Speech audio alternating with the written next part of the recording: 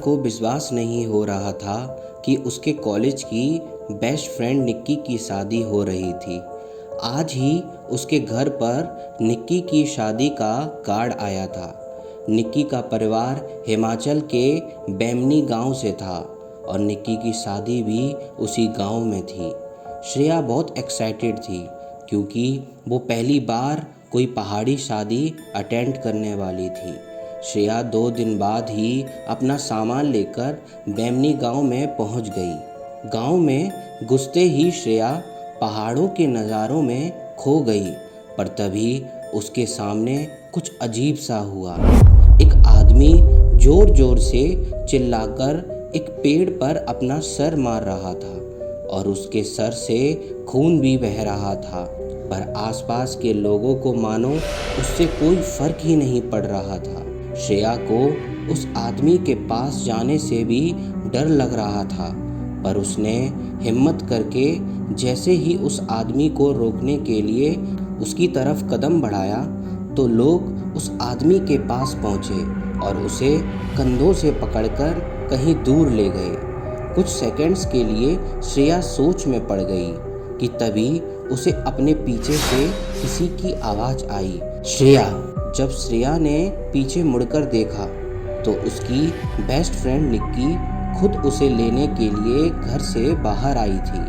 निक्की के हाथों में लगी मेहंदी देख श्रेया उस पागल आदमी के बारे में भूल ही गई और निक्की के साथ उसके घर के अंदर चली गई। घर के अंदर घुसते वक्त श्रेया ने देखा कि कुछ पंडित निक्की के घर के बाहर नमक से एक घेरा बना रहे हैं।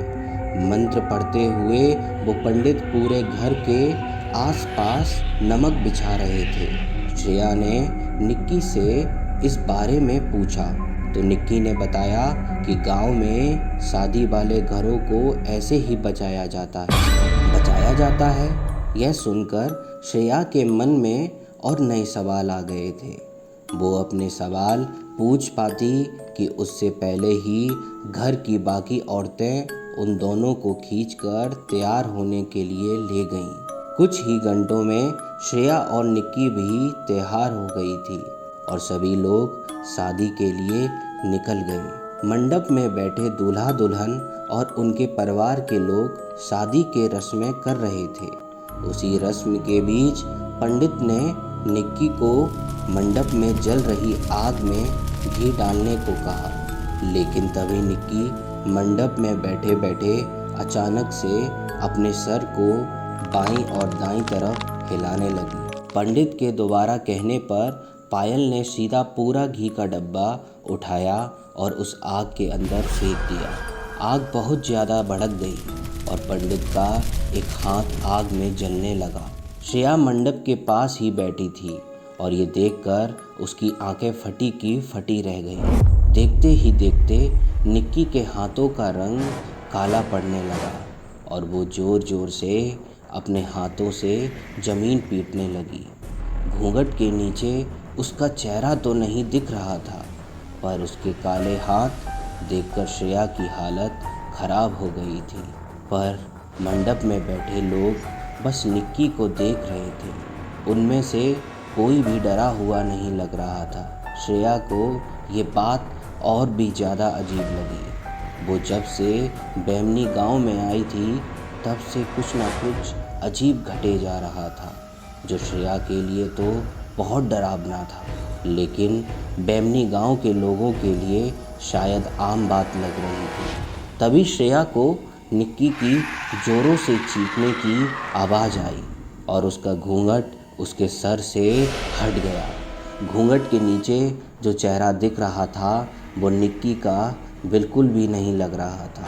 उसकी आंखें लाल पड़ी थी, बाल एकदम बिखर गए थे और उसके दांत नुकीले हो गए थे। वो एक पागल जानवर की तरह आवाज़ें निकाल रही थी। निक्की का बड़ा भाई तेज़ी से मंडप से निकला और कहीं बाहर चला गया। वहाँ पर खड़े लोग अब भी बस शांति से निक्की को देख रहे थे। श्रेया से अपनी दोस्त की हालत देखी नहीं जा रही थी और वो हिम्मत करके उसके पास जाने लगी। कि तभी निक्की की मम्मी ने श्रेया को रोक लिया और उससे कहा, निक्की बिल्कुल ठीक हो जाएगी, बड़े पंडित जी बस आते ही होंगे। लेकिन देखते ही देखते निक्की की हालत और ख़राब होने लगी थी। उसने अपने हाथों से अपने ही बालों को नोचना शुरू कर दिया और वो किसी अनजान भाषा में कुछ बड़बड़ाने लगी। श्रेया की नज़रें निक्की से हट ही नहीं रही थी। निक्की का ये रूप देखकर श्रेया काँप गई थी। उसे ये नहीं समझ आ रहा था कि आखिर कोई भी निक्की की मदद क्यों नहीं कर रहा है। उसने जोर लगाकर निक्की की मम्मी से खुद को छुड़ाया और निक्की के करीब चली गई। श्रेया ने निक्की से बात करने की कोशिश की तो निक्की थोड़ी शांत हो गई। निक्की के शांत होते ही श्रेया जैसे ही उसके करीब गई, निक्की ने दोनों हाथों से श्रेया के गले को पकड़ लिया और ज़ोर से उसका गला दबाने लगी। उसी समय पीछे से किसी के कुछ मंत्र बोलने की आवाज़ें आईं और किसी ने निक्की के ऊपर जल छिड़क दिया और निक्की बेहोश हो गई। उसी के साथ श्रेया भी बेहोश हो गई। जब श्रेया की आंखें खुली तो वो एक बेड पर सो रही थी। वो निक्की के घर में थी। वो उठकर पूरे घर में देखने लगी, लेकिन निक्की घर में थी ही नहीं। उसने निक्की को आवाज़ लगाना शुरू किया पर उसे वो कहीं नहीं दिखी। तभी उसकी मम्मी वहाँ आ गई और उन्होंने श्रेया को कुर्सी पर बैठाकर उसे बताया कि कल रात निक्की की शादी हो गई और वो अपना ससुराल जा चुकी है। उन्होंने श्रेया को बताया कि कल रात जो कुछ भी हुआ था वो बेमनी गांव में होने वाली एक आम घटना थी। उन्होंने बताया कि बेमनी गांव पर कई हजारों साल पुराना एक श्राप है।